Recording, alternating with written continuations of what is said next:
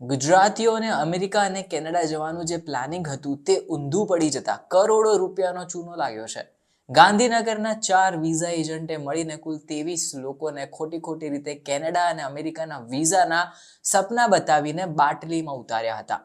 બાદમાં તેમની પાસેથી એટલી મોટી રકમ પડાવી લીધી અને ઠેંગો બતાવી દેતા લોકોને દિવસે તારા દેખાઈ ગયા છે.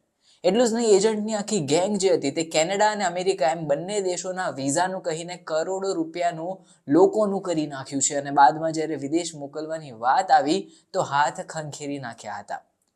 હવે ગાંધીનગરના ઇન્ફોસિટી પોલીસ સ્ટેશનમાં મંગળવારના એ દિવસે 4 વિઝા એજન્ટો સામે ફરિયાદ નોંધાવવામાં આવી છે. આમાં 38 વર્ષીય જિગ્નેશ પટેલ પોતાની સાથે કેનેડા વર્ક પરમિટના નામે ફ્રોડ થયો હોવાની માહિતી આપી રહ્યા હતા. તેમણે પોતાની ફરિયાદમાં અંકિત પટેલ, તેમની પત્ની અનેરી પટેલ, પછી વિશાલ પટેલ અને અંકિતના પિતા શૈલેષ પટેલ સામે છેતરપિંડીનો આરોપ લગાવ્યો છે. જિગ્નેશે આક્ષેપ લગાવ્યો છે કે આ ટોળકીએ મળીને તેની સાથે કેનેડા વર્ક પરમિટ વિઝાના નામે 65 લાખ રૂપિયાનું સ્કેમ કરી નાખ્યું છે. નોંધનીય છે કે આ એક સ્કેમ નહીં, આવા 22 બીજા લોકોને આ ગેંગે છેતર્યા છે. એટલે કુલ કરોડો રૂપિયાનું, લગભગ 7 થી 8 કરોડ રૂપિયાનું સ્કેમ આ એજન્ટની ગેંગે કર્યું છે. હવે જિગ્નેશે ફરિયાદમાં જણાવ્યું કે આ સ્કેમની શરૂઆત વર્ષ 2022માં થઈ હતી. જ્યારે તે શૈલેષ પટેલને એક કમ્યુનિટી ઇવેન્ટમાં મળ્યા હતા ત્યારે બંને વચ્ચે વાતચીત થઈ અને શૈલેષ પટેલે કીધું કે મારો દીકરો અંકિત જે છે તે પારંગત છે લોકોને વિઝા ફાઇલ કરાવવામાં અને વિઝા અપાવવામાં. તે પોતે વિઝા કન્સલ્ટેશનનો બિઝનેસ પણ ચલાવે છે. હવે આ સમયે અંકિતે કહ્યું કે જિગ્નેશભાઈ, જો તમારે આખા પરિવાર સાથે કેનેડામાં સેટલ થવું હોય તો કહેજો, તમે તો ઘરના કહેવાઓ, 65 લાખ રૂપિયા ફી આપજો, આખા પરિવારને કેનેડાની સિટીઝનશિપ એક ચપટી વગાડતા અપાવી દઈશ. હવે આખા પરિવારને કેનેડા જવાની વાત આવી એટલે જિગ્નેશભાઈ પણ વિચારમાં પડી ગયા કે ચલો આપણે પણ ટ્રાય કરી લઈએ.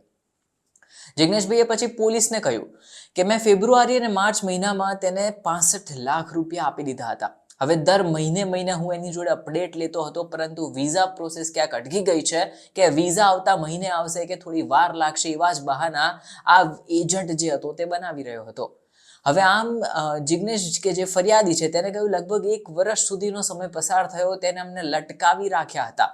થોડા સમય બાદ અમને જાણ થઈ કે વિશાલ પટેલ એક વિઝા ફ્રોડ કેસમાં વિદેશ ફરાર થઈ ગયો છે. એટલે જિગ્નેશભાઈએ કીધું કે મને બાદમાં ડર લાગ્યો કે આ એજન્ટની આખી ટોળકી જ ફ્રોડ ના હોય, મારી જોડે છેતરપિંડી ના કરી હોય, એટલે તેને જાતે જ તપાસ શરૂ કરી દીધી. હવે છેવટે વર્ષો સુધી એક નાની મોટી વાતે ગલ્લા તલ્લા સાંભળીને કંટાળેલા જિગ્નેશે કુડાસણ પહોંચી જવાનો નિર્ણય લીધો. હવે જ્યાં આ એજન્ટ જે હતો તેની ઉમિયા ઓવરસીઝ નામની આખી કુડાસણમાં ઓફિસ હતી. અહીં વિઝાનું બધું જ કામ થતું હોવાનો દાવો એજન્ટ કરી રહ્યો હતો. ત્યારે ત્યાં આ જેવા જિગ્નેશ ગયો કે તરત એને ખબર પડી કે બીજા 22 લોકો પણ એવા છે કે જેના અમેરિકા કેનેડા વિઝાના નામે 65 લાખ રૂપિયાના ખાડામાં આ એજન્ટની આખી ટોળકી પાડી ગઈ છે. અને એના પછી હવે એ લોકોએ બધાએ પણ પૈસાની ઉઘરાણી માટે એના ઓફિસે જવાનું વિચાર્યું હતું.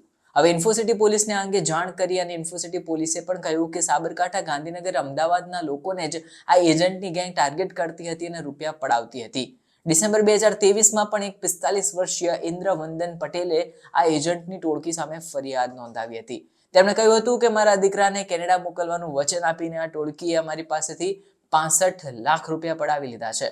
જોકે અત્યારે આ ચારેય એજન્ટો ફરાર થઈ ગયા છે. ઇન્ફોસિટી પોલીસે આમની સામે વિશ્વાસઘાત, છેતરપિંડી, ક્રિમિનલ કોન્સ્પિરસી સહિતના ગુના નોંધી અને તપાસ શરૂ કરી છે. પણ બીજી બાજુ જોવા જઈએ તો કરોડોનું આ કૌભાંડ સામે આવ્યું છે અને જે લોકોએ મહેનતની કમાણીના 65 થી 70 લાખ રૂપિયા, 80 લાખ રૂપિયાને આપ્યા છે, એ બધાના રૂપિયા એજન્ટો ચાવ કરીને ક્યાંક ફરાર થઈ ગયા છે.